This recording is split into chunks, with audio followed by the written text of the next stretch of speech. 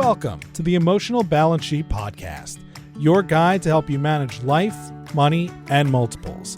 Each episode, host Paul Fenner, Tame Capital's president and founder, and the proud parent of 4 amazing children, including 1 set of triplets, will provide insights on successfully sustaining an active lifestyle, career, and family through comprehensive wealth management strategies, financial education, and lifestyle planning, specific to parents raising twins, triplets, and more.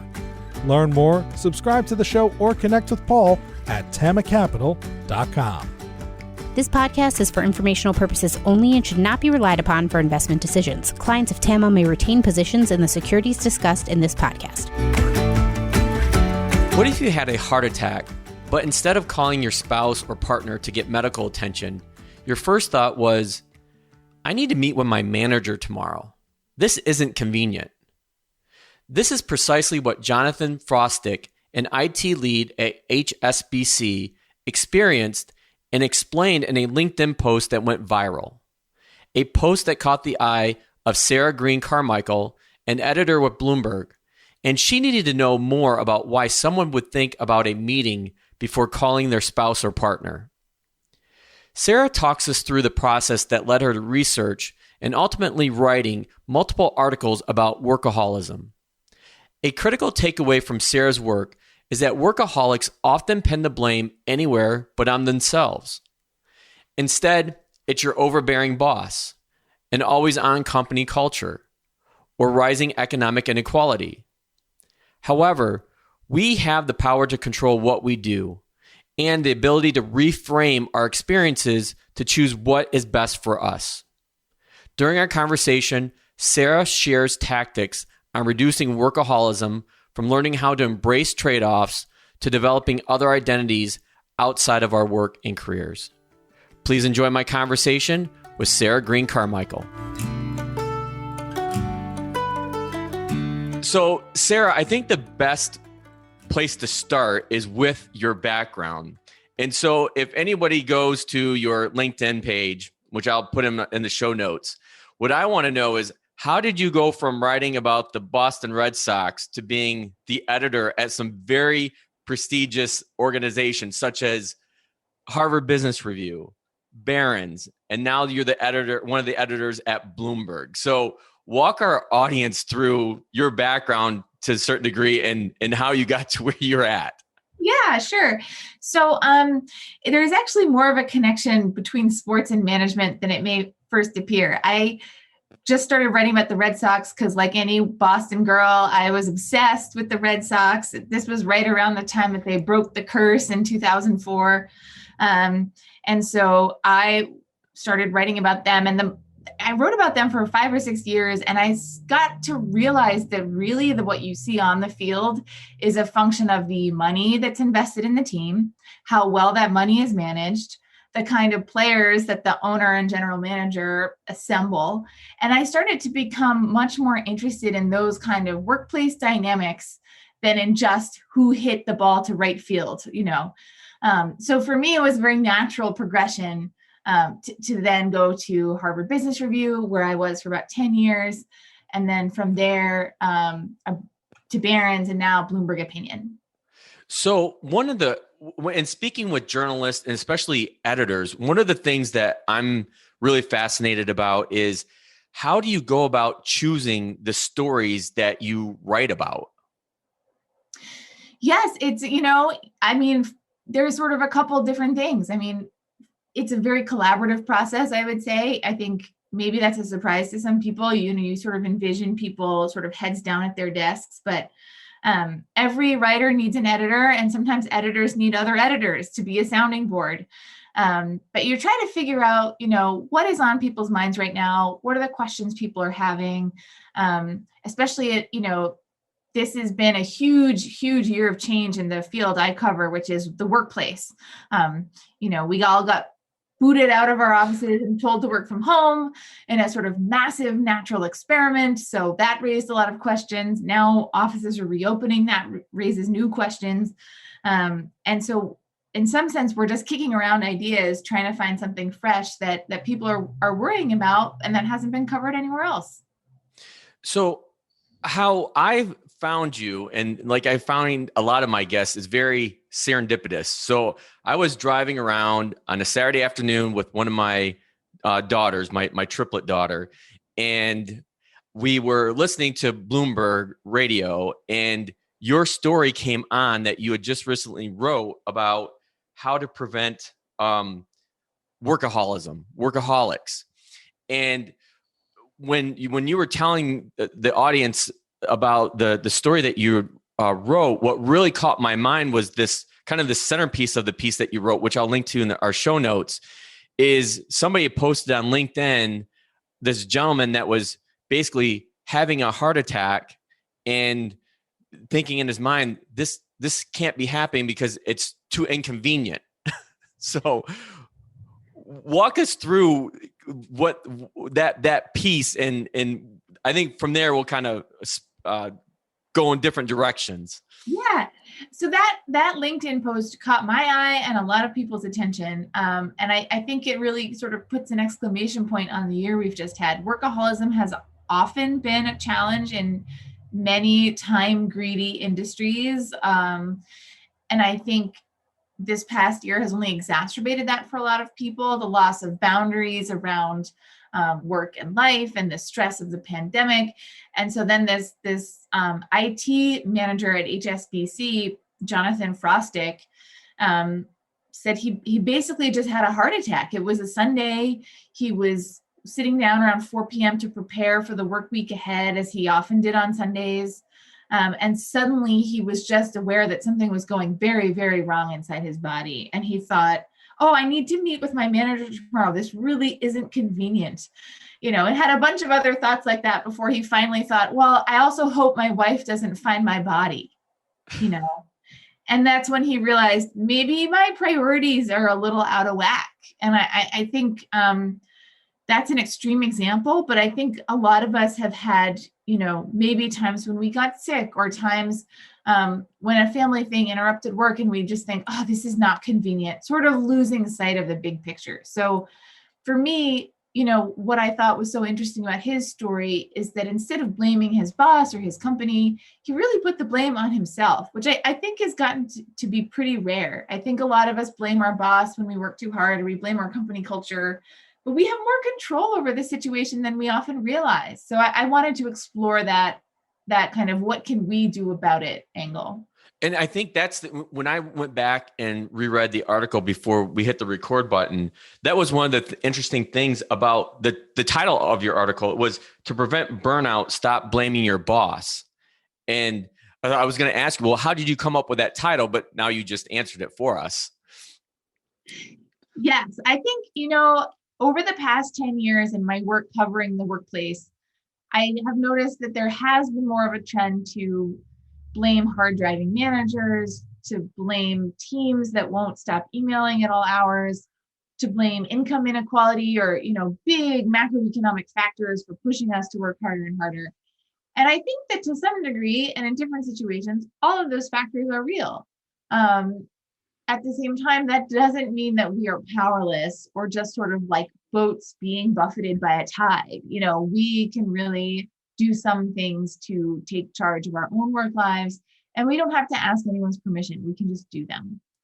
One of the major projects that I've been working on behind the scenes at Tame with the families that I work with, and hopefully this is going to get bigger, is deciding what enough is. And when I hear what you're talking about, I'm like, oh my gosh, Sarah, this is like getting at the heart of what personally I've been trying to figure out for many, many years, is what is enough? Like, how does a family decide what enough is? How does a person in their career decide what enough is?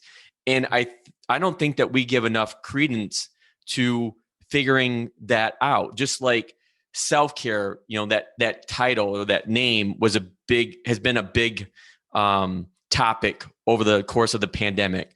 But I think figuring out what enough is has always, for me personally, been lingering in the background. And I see a lot of the families I work with struggle with that as well, especially like once you start pouring on family responsibilities and having kids, and in a lot of cases, you have both spouses or partners working full-time demanding jobs.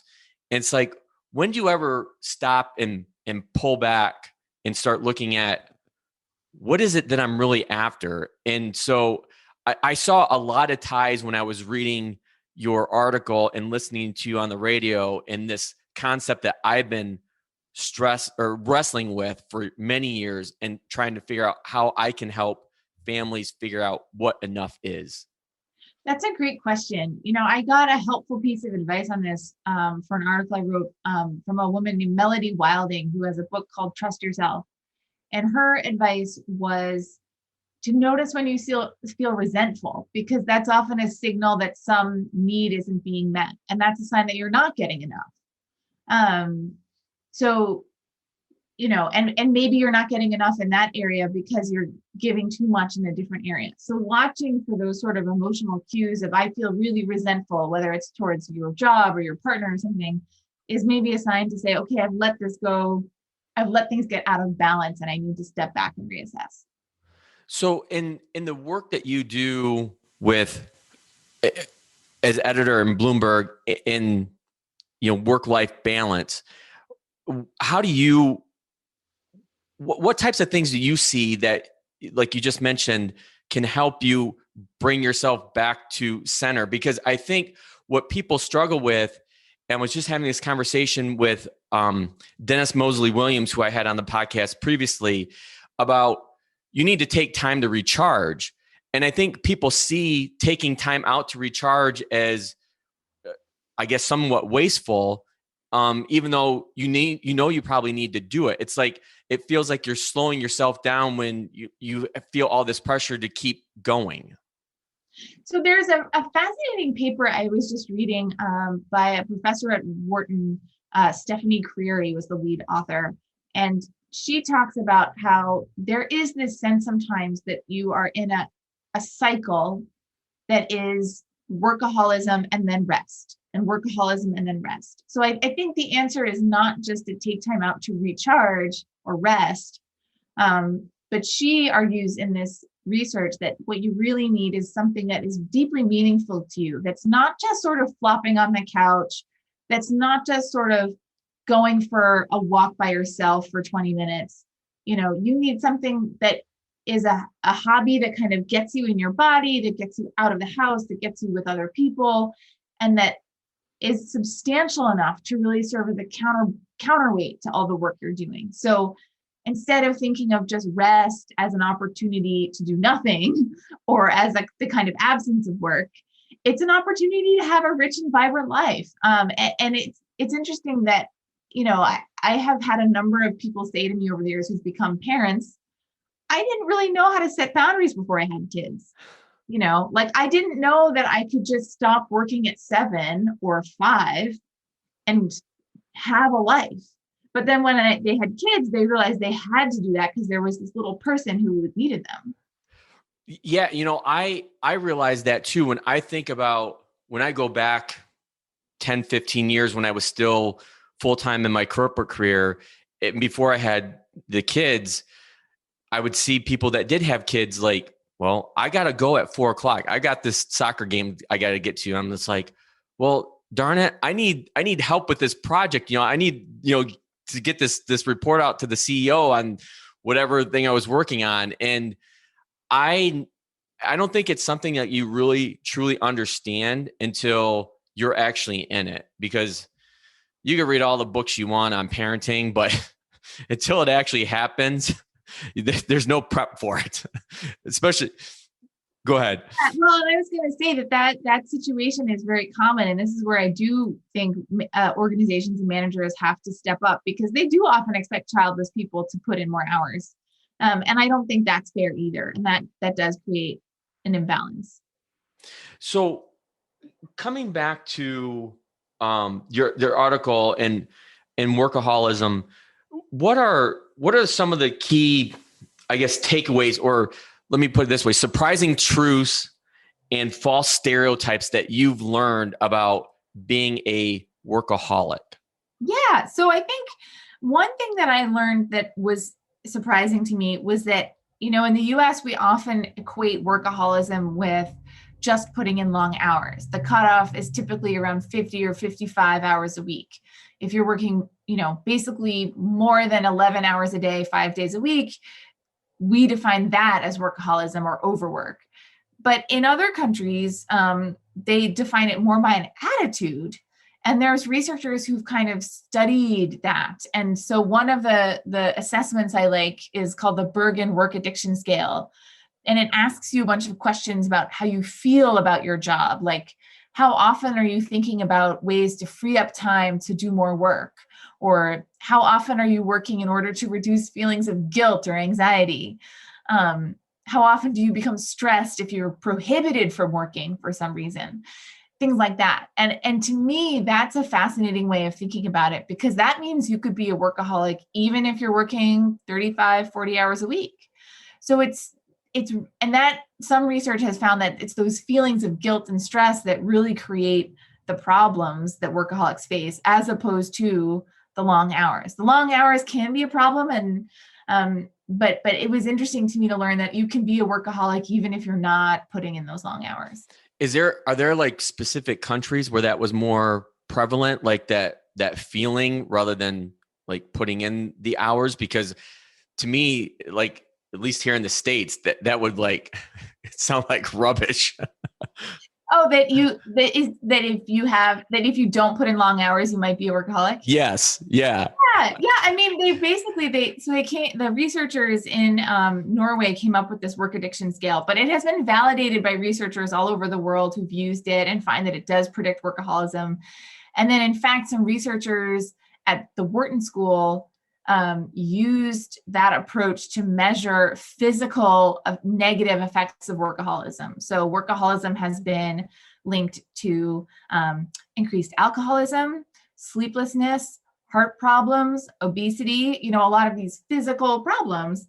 And, we might assume that it's because people are putting in long hours and they don't have time to eat healthy or work out. And that's to some extent true, but it can also be that because you feel so bad about your work, it actually has a physical effect. And I think in the US, we are much less comfortable admitting to this sort of mind-body connection, and other cultures are much more comfortable with that. But to me, there's enough research on this to suggest that we need to be, if thoughts of work are intruding on the weekends, even if we're not working, that can be a problem, and we should have ways of coping with that.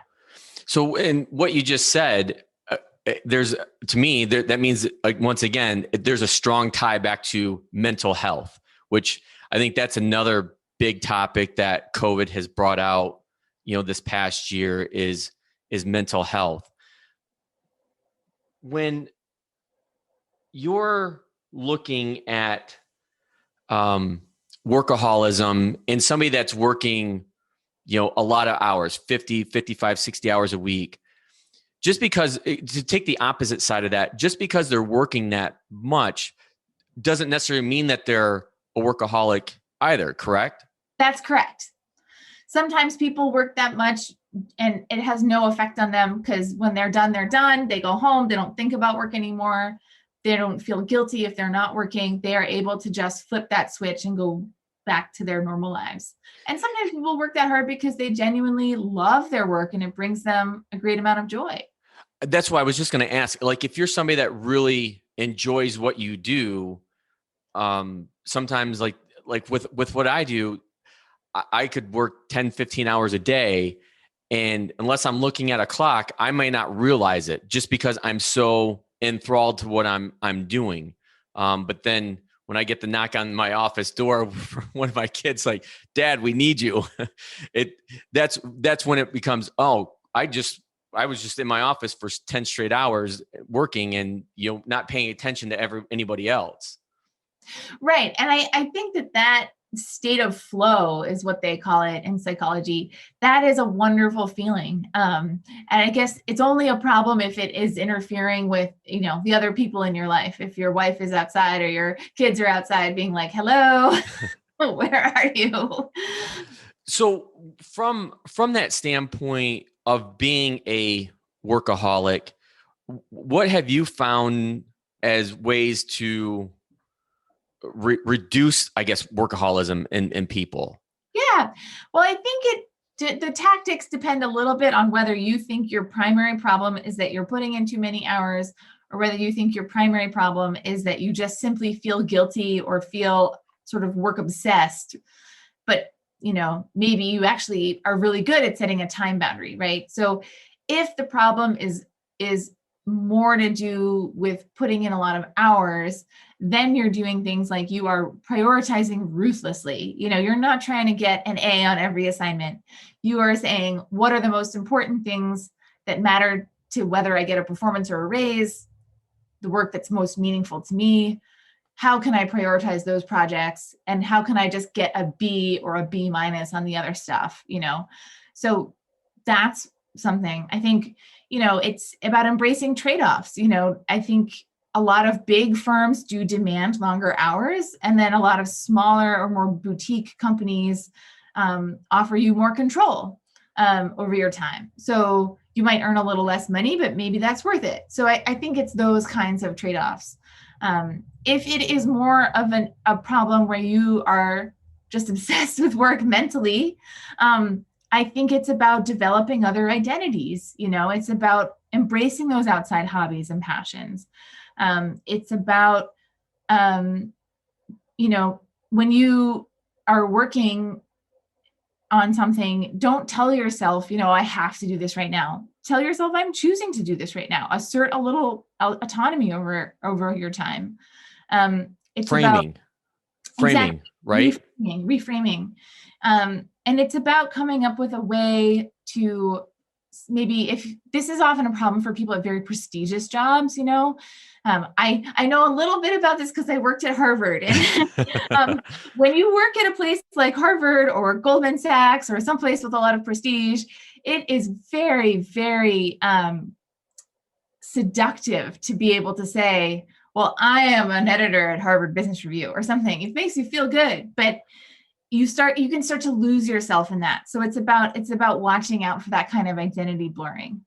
So actually, that's a really good point, because so many of us our identities are wrapped up in our career. They represent who we are, that prestige that you're just talking about.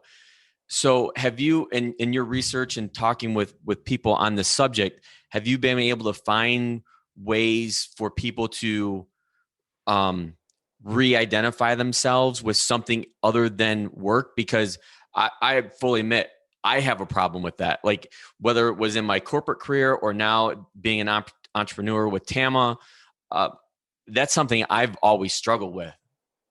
Yeah, I think that part of it is having passions outside of work, which anyone can do. And I think it is important to be intentional and have those passions be not things that are super close to your work. So like, I spend my whole day at a desk at a laptop. So it would not make sense for me to try to have a hobby that involves sitting at my laptop and whatever that might be. So I intentionally have embraced hobbies that are like hiking or gardening, or, that get me outside and connected to nature. And I also think, it's about connecting with other people, right? So this is actually an area where working parents, I think, have an advantage.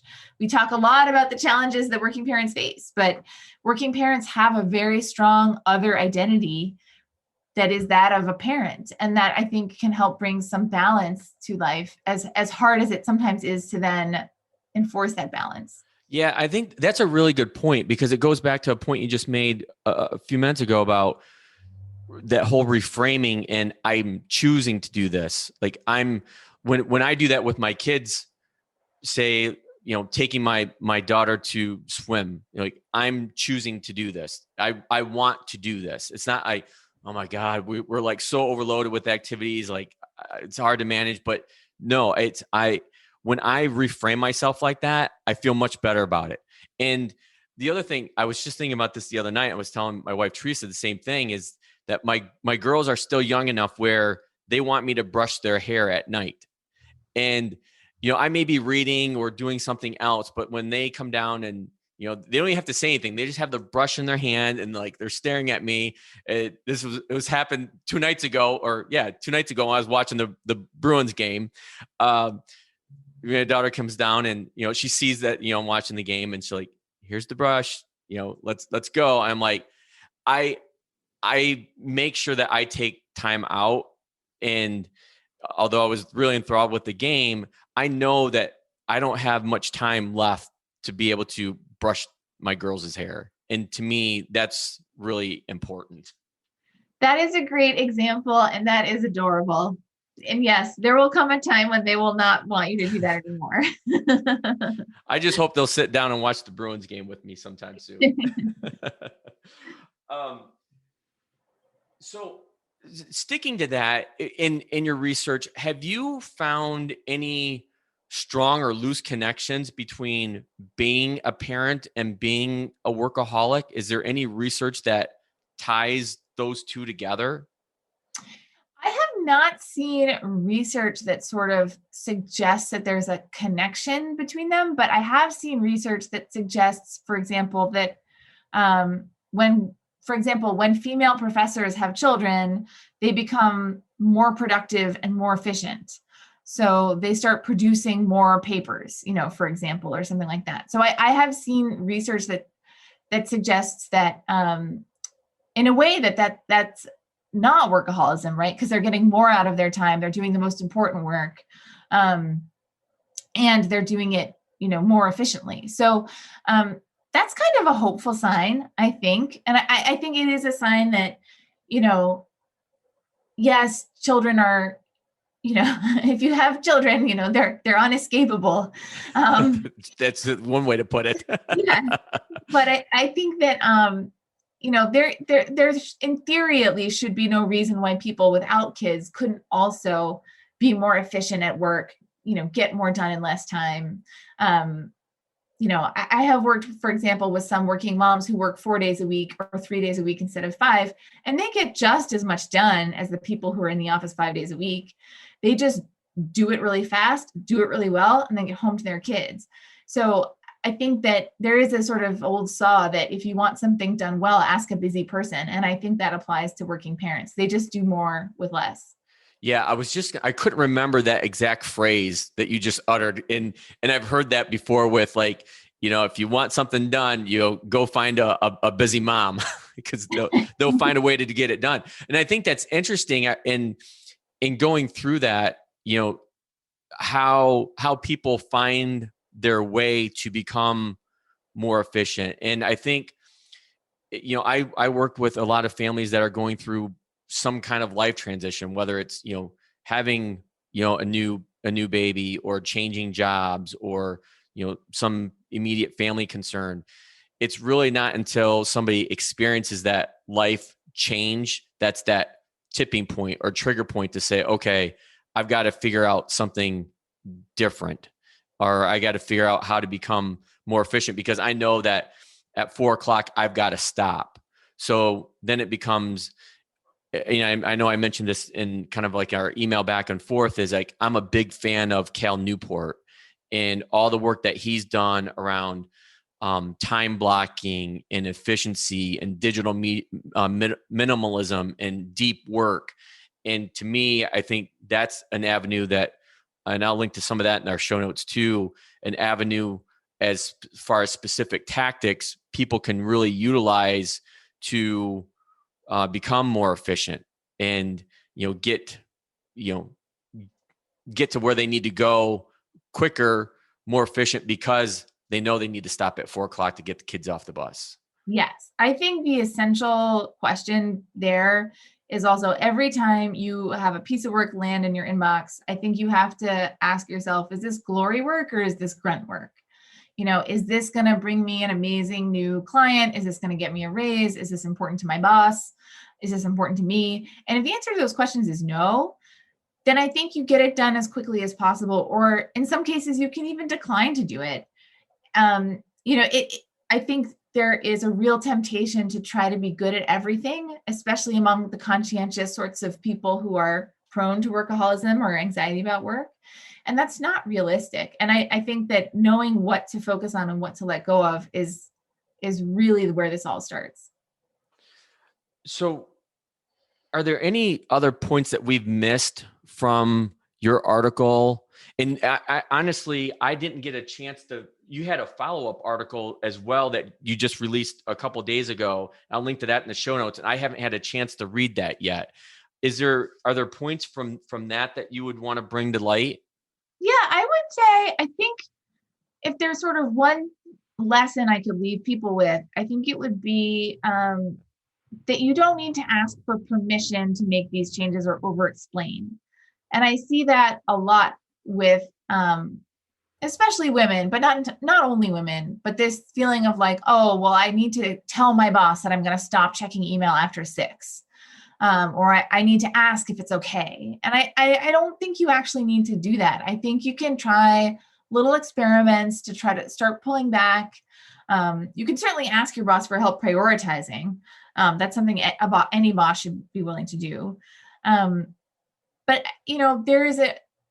I think that there are a lot of people out there who are very good at impression management and giving the impression that they're super committed and always working, but they're not. They're taking time for themselves. You just don't know it because they're so good at giving you this impression of full-on dedication. So I think that people can, at any time they want, start to try just little experiments, pulling back, and see if anyone notices. So one thing that we haven't touched on is, and I don't know if you've started working on this, you kind of brought up when we first started a conversation, is this transition of back to work. Are you looking at how that's going to start affecting people and how companies, are going to have hybrid, or they want people back? Because to me, it's all across the board. Like, I talked to a lot of my families about it. I've got a front row seat with my wife, Teresa, who still has her corporate career. And it's a challenge because I think there's a sense of, with some of these companies, they want people back to work, but then, some of the management team's not quite sure. And so it's extremely inconsistent. Yes, I think we're headed for a few months of just transition, and we don't know what it's going to look like. And it's going to be confusing in the way that suddenly working remotely at the beginning of the pandemic was confusing. And we don't really know what's on the other side. Are we headed to some kind of future where there is more flexibility and a sort of hybrid, remote, in-person work environment? Or are we just slowly going back to what we had before, where people are largely in the office 5 days a week? We don't know. And that's very unsettling. And I think the other thing that's unsettling for a lot of people is we've spent the last 14, 15 months, a lot of us, looking at other people as if they are potentially a vector of a deadly disease. and now we're supposed to just take off our masks and hug each other and make small talk by the coffee machine. That is going to feel really, really, really weird. I was just looking at a survey this morning put out by the Harris Poll saying that the things people are most upset about return to the office, excuse me, are things like, getting dressed, having to make small talk, these sorts of social things. So, my fear a little bit is that if we overworked during the pandemic when we were working from home and maybe didn't have some of the social outlets we normally would have, we're now going to be feeling pressure to put in all this face time at work to reassure people that we're valuable, we're important, we're very, needed. And we're going to keep doing this kind of terrible, like, overwork coupled with this weird FaceTime, and it's going to be exhausting. So I'm really hoping we can avoid that. Yeah, I think we tend to project what's going on today, far into the future. Like, okay, well, just like no one could imagine what working from home full time was like before the pandemic, and now we've been in it for over a year, and now can we actually go back and think about what it's like to work in an office environment again? Because I think the struggle with especially parents is that commute time. And speaking from personal experience of having a 1 hour commute one way, and my wife Teresa having a commute 1 hour one way, that's a lot of lost time. And those that relates into missing soccer games and things that start like right after school, or you're rushing out. And so I think that's going to be a real challenge. Just like Zoom fatigue is probably a real challenge. I heard the CEO of Zoom on CNBC last week talking about a health study that they did as far as like, is Zoom fatigue real? And they even basically answered, yes, it is.